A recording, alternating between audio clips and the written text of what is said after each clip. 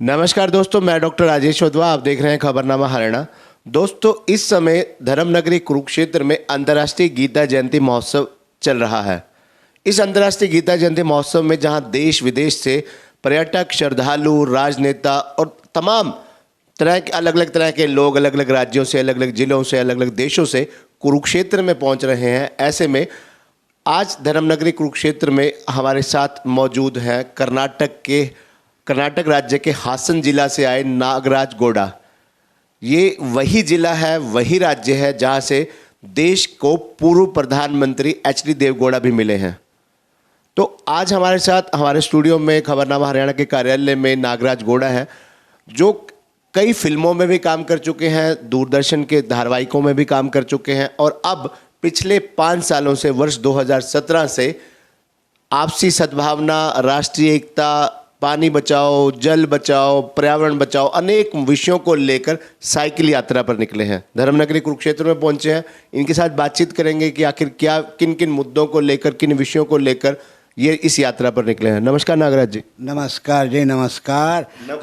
आपका धर्मनगरी कुरुक्षेत्र में आया हूँ, सर झुका के नमस्कार। नागराज जी, आपकी भाषा से, आपके चेहरे से, आपके हाव भाव से वाकई कलाकार नज़र आता है। तो सबसे पहले मैं बात वही कला की ही करूँगा कि फिल्मों में आपने काम किया है, किस किस फिल्म में काम किया है, किस किस धारावाहिक में काम किया है? सर, मैं फिल्मों में छोटे छोटे रोल होता है।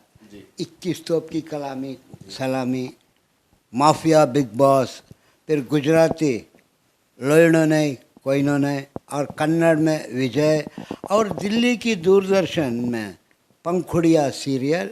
इस तरह मैं छोटे छोटे रोल किया हूँ सर।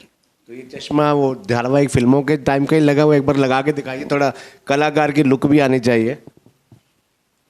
तो कोई ऐसा कोई डायलॉग जो आपने अपनी फिल्म में कुछ बोला हो, या कोई ऐसी कला जो दर्शकों को भी देखने में लगे कि वाकई कलाकार जो है आपसी भाईचारे, संदेश, दोस्ती का पैगाम लेकर साइकिल यात्रा पर निकला है। अच्छी बात है सर। कला के बिना कोई भी जी नहीं सकता। वो संगीत हो, अभिनय हो, ये तो सबके लिए चाहिए। इसलिए हम कलाकारों को, उस कला को प्रणाम करता है। जाने हम जिसको मारना है तो उनके मोहल्ले में उनकी बंदूक से ही हम मारेंगे। जाने ये है हमारा राजकुमार साहब। इसी तरह कलाकारी में क्या है, अपना छाप छोड़ना चाहिए। अब हमारी राजकुमार है, दिलीप कुमार जी है, हमारा आजकल अक्षय कुमार, ऋतिक रोशन, सलमान खान, ये सारे हमारा दक्षिण भारत से चिरंजीवी, डॉक्टर राजकुमार, नागार्जुन, ये सारे बड़े बड़े, और हमारा कमला हसन जी, रजनीकांत जी। इस तरह कलाकारों की दुनिया है ये। एक हिसाब से बिना मनोरंजन से कोई जी नहीं सकता, वो कितने भी बड़े हो। ये मैं कहना चाहता हूँ। तो नागराज जी, फिल्मों में आप काम कर रहे थे, कई फिल्मों में, धारावाहिकों में काम कर चुके हैं। अब 2017 से पिछले 5 सालों से साइकिल यात्रा पर निकले हैं। इस साइकिल यात्रा को निकालने का आखिर क्या उद्देश्य है, क्या सोच है? सर क्या है, मैंने बचपन से एक ऑब्जर्व किया हूँ। बचपन से क्या है, हमारा हिंदुस्तान में पाकिस्तान की बॉर्डर, भारत की बॉर्डर अभी भी पंगा चल रहा है। चाइना का अभी भी पंगा चल रहा है, और दूसरी कर्नाटक महाराष्ट्र बॉर्डर का चक्कर अभी भी चल रहा है। मैं सोचा कि ये नेता लोग क्या कर रहा है। मैं बचपन से देख रहा हूँ। अब मेरा उम्र 60 हो गया, अभी कोई फैसला नहीं ले सका। इसलिए मैंने मन में सोचा, भाई एक सद्भावना, विश्व शांति यात्रा, सर्वधर्म समभाव और गौ सेवा, पानी बचाओ, हरियाली बढ़ाओ, इस तरह मैसेज लेके मैं सर्वधर्म समभाव, इस तरह मैं हिंदुस्तान घूमने, हमारा साधु संतों का आशीर्वाद, कलाकारों का आशीर्वाद, इस तरह लेके मैं निकला था। तो नागराज जी, जिन विषयों को लेकर आप निकले हैं, चाहे वो गौ सेवा से जुड़ा हो, आपसी भाईचारे से जुड़ा हो, जब आप कर्नाटक से निकले, घर से निकले यात्रा के लिए, तो अब तक कितने राज्यों की यात्रा कर चुके हैं? आपका अनुभव कैसा रहा है? सर अनुभव ये बड़ा मज़े में रहा। दूसरी क्या है, कर्नाटका, महाराष्ट्र, गुजरात, राजस्थान, हरियाणा, पंजाब, हिमाचल, उत्तराखंड, दिल्ली, उत्तर प्रदेश, मध्य प्रदेश, आंध्रा, तेलंगाना, इतना समाप्त किया। अभी इस 13 राज्य में अनुभव क्या हुआ मुझे, पहले की तरह गरीबी बिल्कुल नहीं है, पहली बात। दूसरी, हाईवे आप देख लिया ना, कहीं भी हाईवे में जीने का मन हो जाएगा, मतलब इतनी सुंदरता। साइड साइड में भी गड़बड़ है रास्ता, लेकिन और गांव वाले सारे मैंने देखा सारे बाइक में, कार में घूम रहा है। इसका मतलब ये निश्चित हो रहा है हिंदुस्तान पहले की तरह रहा नहीं। और हमारा मोदी साहब भी एक बार बोल दिया था, पहले हम चिड़िया को उड़ाते थे, अब हम चीता को जंगल में छोड़ रहा है। इसका मतलब भारत देश अब बदल चुका है। इसलिए लोग मज़े में रमो, खाओ पियो, लेकिन किसी का बोझ ना बनो, मिलजुल के रहना है। हमारा भारत में सर्व धर्म के लोग भरे हुए हैं, इसीलिए जातिवाद हो, अपना ग्रुप हो, इस तरह बना के जीना हमारा देश के लिए खतरा है। और दूसरी, हमारा संविधान में सबको बराबर हक दिया। ये एक बड़ा उत्पत्ति है, एक ये गिफ्ट है। जो जो यहाँ आके बसे हुए उनके लिए गिफ्ट है। अब दूसरे देश में देखिए लोगों को बहुत प्रॉब्लम आता है, इसीलिए हिंदू, मुस्लिम, सिख, बौद्ध, जैन, बहाई, पारसी जो है अपने हिसाब से रहो, मिलजुल के। आजकल बहुत गड़बड़ हो रहा है, यानी काटने की बात है। भाई ये क्या है? काटने का मतलब क्या है भाई? संविधान ने बराबर हक दिया है, अब अपने मर्जी से जियो, ईमानदारी से। लड़ाई करना हमारा देश के लिए गड़बड़। और चाइना, पाकिस्तान, अफ़गानिस्तान और ये बर्मा, श्रीलंका सारे दुश्मन भरे हुए चारों तरफ। इसलिए हम लोग राष्ट्रीय एकता ये बन के हम दिखाना है, क्योंकि विश्व शांति बहुत ज़रूरी है। हम शांति के बिना रह ही नहीं सकता। ये सबसे मेरा प्रार्थना है। तो जैसे नागराज जी आपने बताया कि उम्र 60 की है। 60 की उम्र एक माना जाता है कि आदमी सीनियर सिटीजन में आ जाता है, अनुभव भी बड़ा लंबा हो जाता है। और आपने बड़ी ज्ञान की बातें बताई हैं, चाहे वो एक संदेश एक लेकर निकले हैं, फिल्मों में भी आपने काम किया है, बड़े कलाकारों की बात कर दी, देश की एकता की बात कर ली, और राजनीति से जुड़ी आपने कई बातें बता दी। तो आज के दौर में हम अगर देखते हैं कि सबसे बड़ी जो देश की ताकत है, मजबूती जिसको मानते हैं, युवा पीढ़ी को मानते हैं, और वही युवा पीढ़ी एक तो विदेशों की ओर जा रही है ज़्यादातर, दूसरा नशे में कहीं ना कहीं धंसती जा रही है। तो उस युवा पीढ़ी को आप किस प्रकार का संदेश देना चाहेंगे अपने अनुभव के आधार पर, अपनी इस यात्रा के आधार पर? देखिए युवा पीढ़ी क्या हो रहा है, एक कहावत बोलना पड़ेगा मुझे। क्या है, आप भी सुना होगा, हमारी तरफ भी बोलता है, घर में आटा नहीं है, चिकन चाहिए, वेजिटेबल पुलाव चाहिए। मतलब घर में साइकिल नहीं है, बाइक चाहिए, कार चाहिए। ये कैसे होगा? इसीलिए युवा लोग क्या करना चाहिए, आप ज़्यादा पढ़ाई पे ध्यान दो। और दूसरी, पढ़ाई आपको इंटरेस्ट नहीं है, माँ बाप को ये बोल दो, पापा मम्मी मैं पढ़ाई नहीं कर सकता, मुझे ऐसे क्षेत्र में इंटरेस्टेड है। अब देखो, मुझे फिल्मों का पागल था मैं पहले, मैं खाली उसी में ध्यान देता था। इसी तरह पढ़ाई करना अच्छी बात है, आप नहीं किया तो भी भाई खिलाड़ी हो जाओ, पहलवान हो जाओ, या कोई बिजनेस करो, ये थोड़ी। और दूसरी, हर लोगों को सरकारी नौकरी कहाँ से मिलता है? और आपको सच बोलो, मुझे 25-30 साल पहले दिल्ली में सेंट्रल गवर्नमेंट का ऑफिस बाय सरकारी नौकरी, मेंबर ऑफ पार्लियामेंट एक ऑफर दिया, बिना पूछे मैंने मना कर दिया, क्योंकि हम दुकानदार थे, नौकरी कभी किया नहीं। इसी तरह सारे लोग सरकार के मत भागदौड़ मत कीजिए। सरकार में मुझे रिटायर्ड पेंशन मिलेगा, वो मिलेगा, ऑफिस में बैठ के आप ही देखते हो सरकारी दफ्तर में क्या क्या होता है। एक स्थिति सुधारने में दो। अब आपको भाई जीने के लिए कपड़ा नहीं है, मकान नहीं है, भूखे पेट, ये अच्छा लगता है या आपको सरकार से भागो दौड़ो, नौकरी मिला नहीं, क्या करोगे? इसीलिए आर्थिक स्थिति मजबूत बनो, इस वक्त यही बहुत ज़रूरी है। एक ज़माना था पढ़े लिखे लोगों को बहुत सम्मान होता था। आज मैं आंखों से देखा हूँ, सच कह रहा हूँ, आजकल पढ़े लिखे लोग डॉक्टर, वो यानी कुछ लोग डॉक्टर, वकील, इंजीनियर, बड़े बड़े ये ऑफिसर बोलता है ना, उस टाइप के लोग भी भाई साहब गरीबी में जी रहा है। आप उनका कपड़े देखो, कहीं कहीं सुई में सुलाई रहता है, इसका मतलब समझो। इसीलिए आज का दौर क्या है, हमारा आर्थिक स्थिति कैसे सुधारना, इस पे ध्यान देना। पढ़े लिखे वो सब मारो गोली। आप फिल्म इंडस्ट्री में देखिए, पढ़े लिखे वो लेडीज़ हो या जेंट्स हो, इतनी सुंदर हाइट पर्सनालिटी सब रहता है। बॉम्बे में धक्के खा रहा है कुछ लोग। आप सुंदरता ये सब अब छोड़ दो।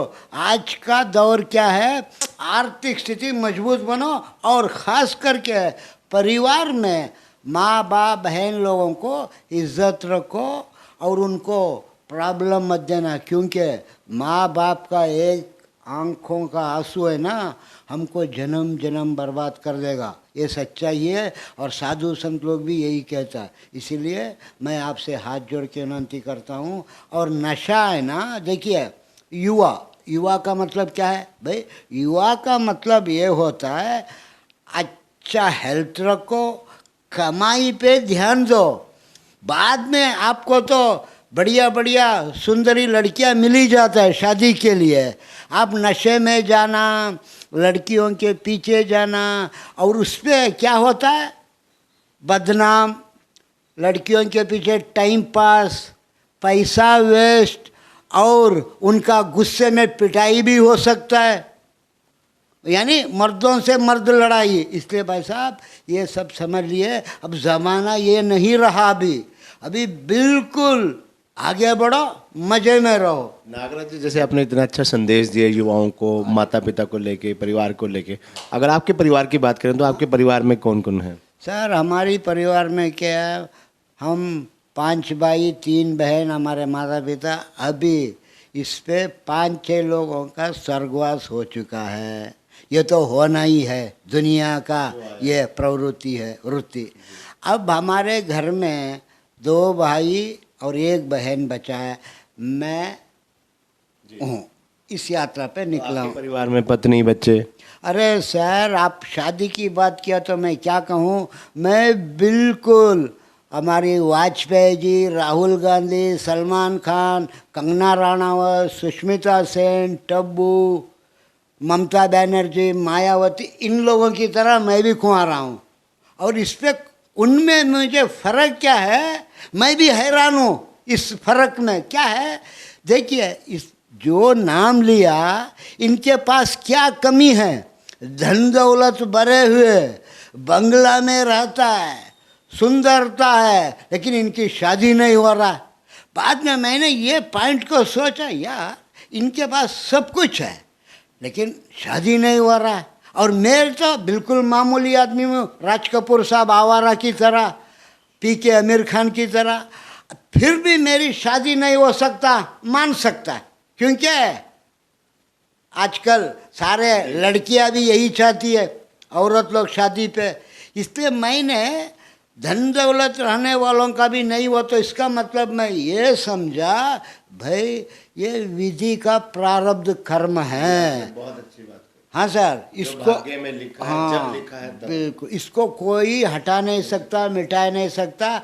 इसीलिए हमारा हरियाणा वालों को भी सुना हूँ, मैं सुना हूँ, वो चोरा चोरी करके बोलता है, उनका भी आजकल शादी नहीं हो रहा, मैं सुना हूँ। उसका कारण क्या है? एक तरफ से होता है, सारे आप लोग प्रॉपर्टी देखते हो, उसके पास खेती बाड़ी कितनी है, कार है क्या, बाइक है क्या, ट्रैक्टर है क्या, और हमको अच्छा वर चाहिए। भाई साहब इसी में उम्र कट जाता है।